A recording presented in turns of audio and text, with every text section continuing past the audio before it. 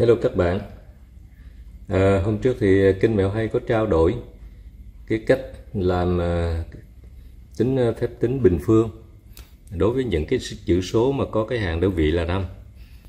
Ví dụ như 35 đó, thì rất nhanh là chúng ta sẽ có kết quả hàng chục và hàng đơn vị là số 25, và hàng trăm và hàng ngàn là lấy chữ số hàng chục là 3 nhân với số lớn hơn nó một đơn vị, tức là nhân với 4 bằng 12, được bao nhiêu ghi kết quả là ra luôn. Giờ còn phép tính thứ hai ha. Ví dụ như chúng ta có 66 bình phương đó, thì lúc này chúng ta xác định được số làm tròn nó sẽ là 4. 66 cộng 4 bằng 70.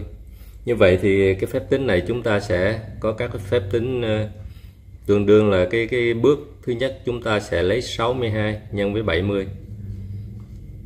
Đó, 62 tức là 66 trừ 4, 70 tức là 66 cộng 4.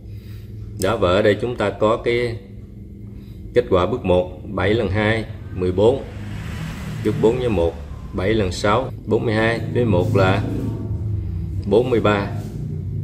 Phép tính thứ hai, chúng ta dùng 4 bình phương thì được kết quả là 16. Đó, cộng lại chúng ta sẽ có kết quả là 4, 3, 5, 6.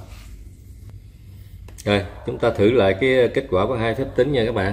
Đây, 35 nhân 35 bằng 1225. Kết quả chính xác ha. Và cái phép tính thứ hai, 66 bình phương sẽ bằng đây 4356. Kết quả là chính xác. Tuy nhiên một số khán giả đặt vấn đề là đối với những cái chữ số mà có số đơn vị nhỏ, ví dụ như 62 chẳng hạn, hay là 51 chẳng hạn, mà làm tròn lên tới 8, 9 thì nó phức tạp quá. Thì cũng xin trả lời luôn. Trong trường hợp những cái chữ số mà có cái hàng đơn vị hơi nhỏ thì chúng ta nên làm tròn xuống. Ví dụ cái số này để làm tròn xuống 60 thì chúng ta có số làm tròn là 2. Do vậy thì cái số 2 này nó mới sẽ tương đương với một cái phép tính là 60. Làm tròn xuống 60 thì số kia chúng ta phải làm tròn lên 2 là 64. Rồi khi nhân ra chúng ta sẽ có kết quả như sau: 6 lần 4 24, viết 4 nhớ 2. 6 lần 6 36 với 2 là 38. Số làm tròn là 2. 2 bình phương sẽ bằng 4. Chúng ta ghi 4 vào kết quả thì chúng ta sẽ có kết quả của phép tính là 3844. Cái còn 51 bình phương thì tương tự như vậy, chúng ta chỉ có làm tròn một thôi. Thì chúng ta có hai bước. Bước thứ nhất thì chúng ta sẽ có số 50 nhân với 52, tức là một bên giảm 1 thì một bên phải tăng 1. Và số này sẽ bằng 5 lần 2 10, 0 nhớ 1, 5 5 25, 1 là 26. Thứ hai là một bình phương thì bằng 1. Chúng ta ghi vào đằng sau số 260 thì chúng ta có kết quả. Chúng ta kiểm tra phép tính nha các bạn. 62 bình phương sẽ bằng đây 3844. Chính xác ha. 51 bình phương bằng đây 2601. Kết quả chính xác. Đó, thì hai phép toán này chúng ta trả lời cho quý khán giả. Đối với cái trường hợp mà không làm tròn lên, số nó lớn quá thì chúng ta làm tròn xuống. Và cũng nguyên tắc trong hai cái thừa số của phép tính, nếu một số gọi là cộng thêm cái số làm tròn thì số bên kia, số còn lại phải trừ đi cái số làm tròn. Ví dụ 51 thì sẽ thành là, thay vì ở đây là 51 nhân 51 thì bây giờ nó thành 50 nhân 52. Và bước thứ hai chúng ta lấy số đơn vị bình phương lên, đặt đằng sau cái kết quả của bước thứ nhất thì chúng ta có kết quả của phép tính. Một vấn đề nữa cũng có một số khán giả thắc mắc là trước đây thì chúng ta cũng có cái Kinh Mẹo Hay cũng có hướng dẫn một số các cái phép tính nhân những cái số mà có cái nó lớn hơn hoặc là nó nhỏ hơn 100 ở quanh khu vực này, ví dụ từ 8 mấy cho tới 109, 110 mấy chẳng hạn, ví dụ vậy đó. Ví dụ như là 105 nhân 107 chẳng hạn. Cái phép tính này thì trên kinh Mẹo Hay cũng đã trao đổi rồi, giờ nhắc lại thôi. Thì kết quả rất đơn giản, cách tính kết quả của nó rất nhanh. Ví dụ 105 nhân 107 dồn cái số hàng đơn vị qua thì chúng ta có ngay kết quả đầu tiên sẽ là 112, và sau đó tiếp theo thì lấy hàng đơn vị nhân với hàng đơn vị, ghi tiếp ở sau số hàng chục và hàng đơn vị thì chúng ta có kết quả. Ví dụ 7 lần 5 là 35 đó. Hoặc là 104 nhân 108 chẳng hạn. Chúng ta sẽ có 3 số đầu sẽ là cũng 112, 2 số sau 84, 2 số sau 8 nhân 4 là 32, ra luôn kết quả. Rồi chúng ta thử kiểm tra trước đây nha. 105 nhân 107 bằng đây 11.235. 104 nhân 108 bằng đây 11.232. Vân vân. Vậy thì hôm nay Kinh Mẹo Hay muốn chia sẻ với các bạn cái cách mà bình phương các cái số từ 91 đó, ví dụ cho tới 109 chẳng hạn đó, sao cho nhanh chóng nhẹ nhàng. Đối với các cái chữ số từ 91 đến 109 thì bình phương rất là nhanh, rất đơn giản. Chúng ta chỉ cần xác định được số làm tròn là sẽ ra hết. Đây ví dụ chúng ta có số 92 bình phương. Rõ ràng 92 làm tròn lên số 100 thì chúng ta có cái số làm tròn là 8.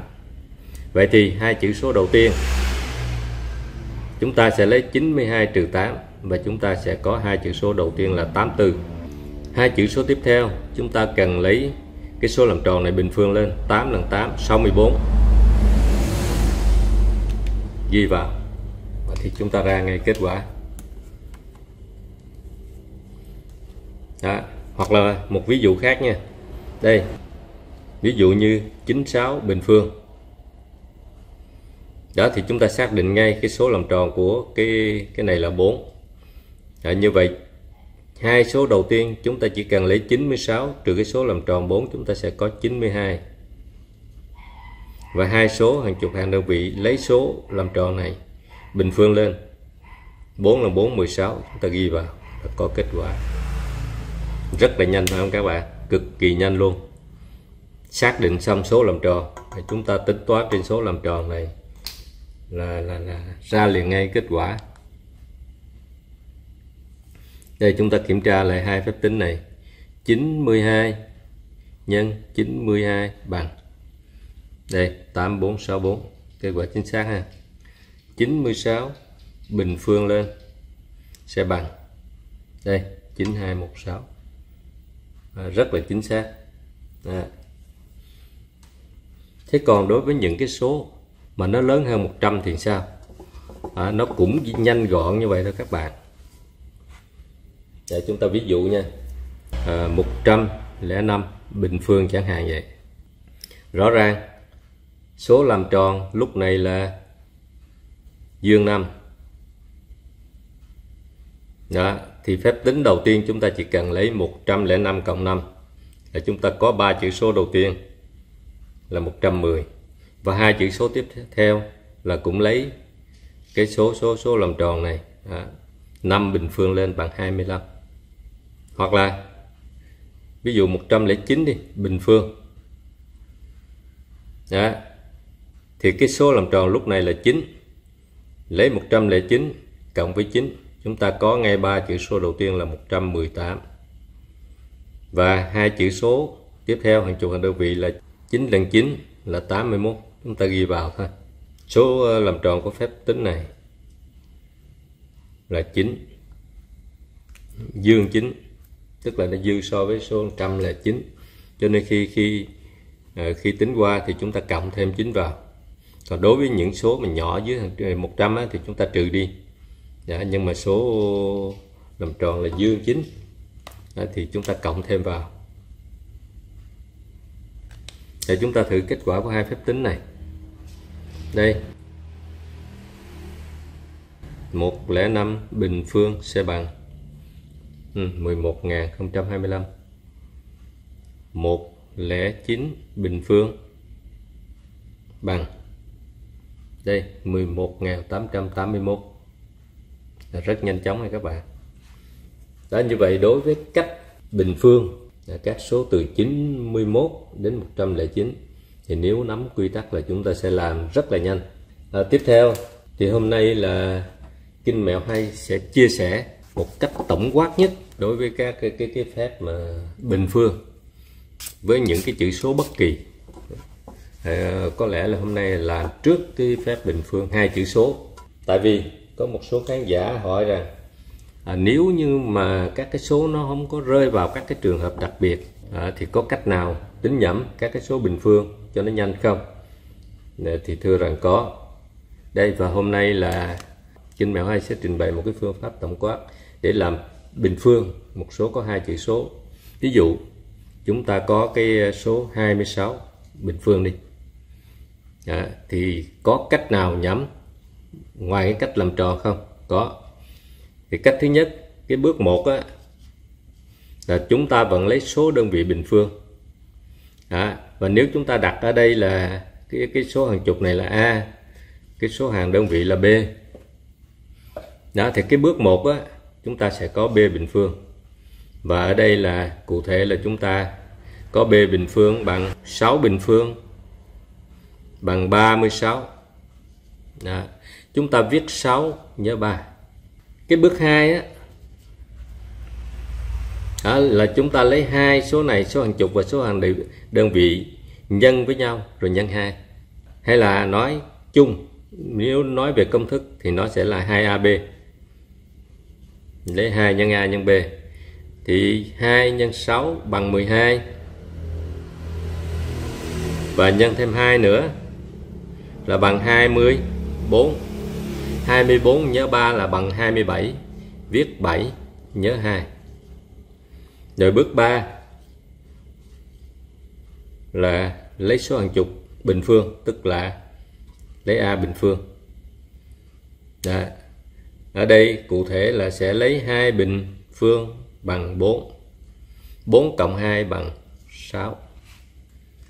Đó, như vậy là 26 bình phương sẽ có kết quả bằng 676. Chúng ta thử lại phép tính này nha. 26 bình phương sẽ bằng đây 676. Đó, như vậy thì chúng ta sẽ hình thành một cái công thức tổng quát. Đây. Cái công thức tổng quát là A, B bình phương thì nó sẽ bằng A bình phương 2AB, và đơn vị á, nó sẽ là B bình phương. Bây giờ từ công thức này chúng ta vận dụng một cái phép tính. Ví dụ 43 đi, 43 bình phương bằng cái gì? Thứ nhất, chúng ta có bình phương là 3 bình phương bằng 9. Thứ hai là lấy 4 nhân 3 bằng 12 rồi nhân với 2 bằng 24. Chúng ta viết 4 nhớ 2. Thứ ba lấy A bình phương, tức là 4 nhân 4 bằng 16 với 2 là 18. Chúng ta ghi ra 18. Và đây là kết quả của phép tính 43 bình phương. Đây là cái phương pháp tổng quát. Đó, để tính hết tất cả các cái phép bình phương, một số có hai chữ số. Chúng ta kiểm tra lại cái phép tính nha. 43 bình phương bằng đây 1849. Thử một bài toán khác nữa nha. Ví dụ như 64 bình phương chẳng hạn vậy. Thì con số trước hết là chúng ta có con số 4 này bình phương, tức là b bình phương á. 4 lần 4 16, viết 6 nhân 1. Tiếp theo là lấy hai số này nhân với nhau rồi nhân 2. 6 lần 4 24, nhân đôi là bằng 48, nhân 1 là 49, viết 9 nhân 4. Và bước thứ ba là 6 lần 6 36, với 4 nữa là 40, ghi số kết quả ra. Chúng ta có kết quả của phép tính. Đây, thử lại kết quả của phép tính này nha. 64 nhân 64 bằng, đây 4096, kết quả chính xác này. Thì video hôm nay xin phép kết thúc ở đây. Cảm ơn các bạn đã theo dõi. Xin tạm biệt, xin chào tạm biệt và hẹn gặp lại trong video lần sau. Bye bye.